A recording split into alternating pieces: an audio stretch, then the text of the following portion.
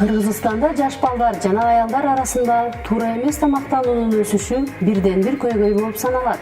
Анын өсүшү Кыргызстандын өнүгүшүнө узак убакыттар бою кедергисин тийгизиши ыктымал.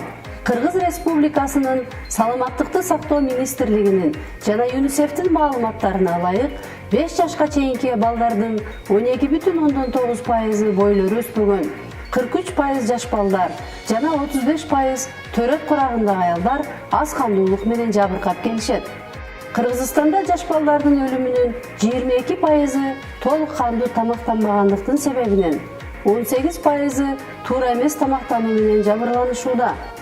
Тамактануу дагы деле болсо саламаттыкты сактоонун бир бөлүгү болуп келүүдө. Ал өзүнө туура келген башка тармактар менен толук түрдө айкалышпай жатат.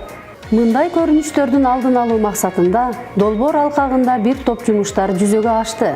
Ал долбоор тоолуу агроэкосистемаларды азыктанууну жакшыртуу деп аталып, АФАМ уюму тарабынан каржыланып, жана башка донорлор менен биргеликте 2015 жылдын июнь айынан тартып, 2018 жылдын май айына чейин аткарылды. Долбоор 5 өлкөдө – Непал, Перу, Пакистан, Эфиопия жана Кыргызстанда аткарылды. Долбоор жергиликтүү, улуттук жана глобалдык деңгээлде улантылып жатат. Долбоордун максаты тоолуу аймактардагы калктын толук кандуу тамак ашка карата болгон мүмкүнчүлүктөрүн, жетиштүү тамактанууга багытталган мыкты айыл чарба практикаларын, инновациялык ыкмаларын өнүктүрүү жана жайылтуу аркылуу жакшыртууга салым кошуу. Кыргызстан боюнча 30 айылда 10 чакан күнөсканалар курулду. 12 сүт багытында эчкилер, 18 мөмө жемиштерди кургатуучу күнөстүү шкафтар, жарым жапыс көчөттөрдөн 2 чакан бак, балыктарды өстүрүү боюнча 4 көлмө, жөжө чыгаруучу 2 инкубатордук аппарат алынып берилди. Долбоор алкагында Кыргызстандын бардык аймактарынан 26 консультант тандалып, атайын даярдыктардан өтүштү. Долбоор Жалал-Абад, Ош, Ысык көл, Чүй жана Талас облустарындагы 30 айылды камтыды. 1500 айыл тургундары окуулардан өтүштү. Анын 86%-ын аялдар түздү.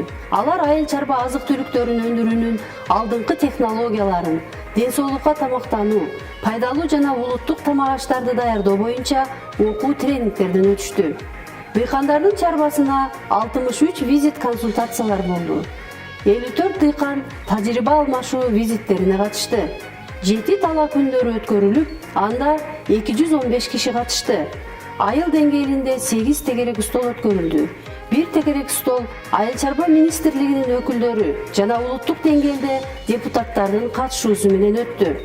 Дыйкандар күнөстүү шкафтарда 60-тан 420 килограммга чейин мөмө жемиштерди кургатышты.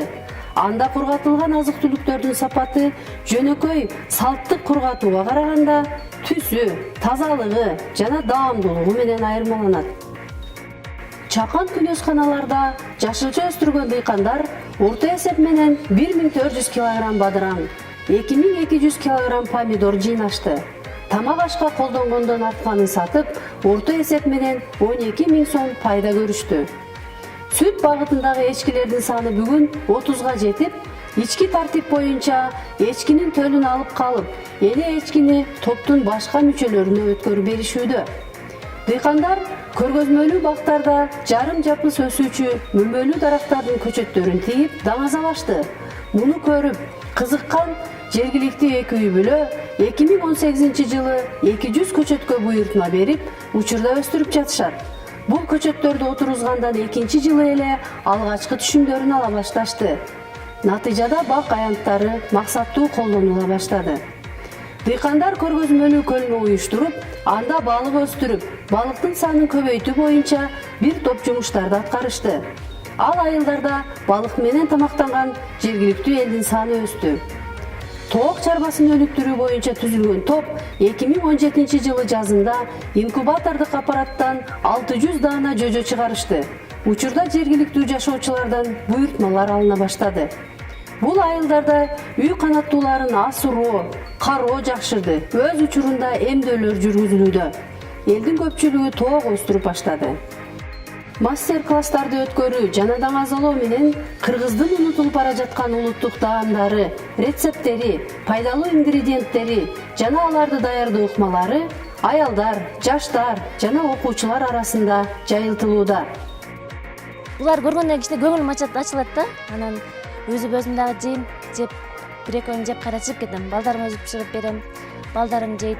Shuning uchun hozir biz kompostdan o'rgandik. Ham oilaviy nimamizga ham ekonom bo'lyapti. Adamın den soğuğa faydalı eken o'sha uyg'oq nima qilib qiziqib olib bag'otamiz. Hozir yumurtqasi dag'i o'zimiz jeb atamiz. Adamın den soğuğuna immunitetni ko'tarayotgan. Mına bizde todo örük geçmişette. Nemi жақында örük kurgatabız. Mınандай tamagaçtan aşkan, mınандай pomidorlardı kurgatıp alıp, kışın günü tomat albayız. Tomattın oruna tartıyıp durup baldarga şunu koşuyoruz. Болгарскийди kurgatıp alabız, bunu kurgatabız. Oşentip ayabay suyunup turabız bıyın. Өзгөчө жаш балдарга балык этинин пайдасы абдан зор экен. Андыктан анда кальций, А, Д витаминдери бар экен.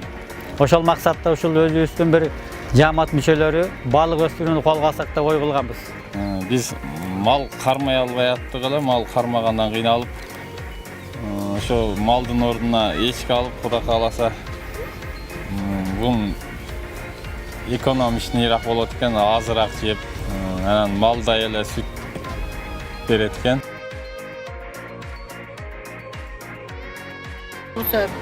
Bir үй бүлөлүгө кирип сурасаң, кыргыздын улуттук тамак ашынын унутта калгандыгы байкалат да. Качан гана долбоор аягына жетип калган мезгилде мындай ойго келдик. Эгерде жергиликтүү айыл өкмөттөрү ушул маалымат берүү жагын колдоп берсе жакшы болчу да экен да.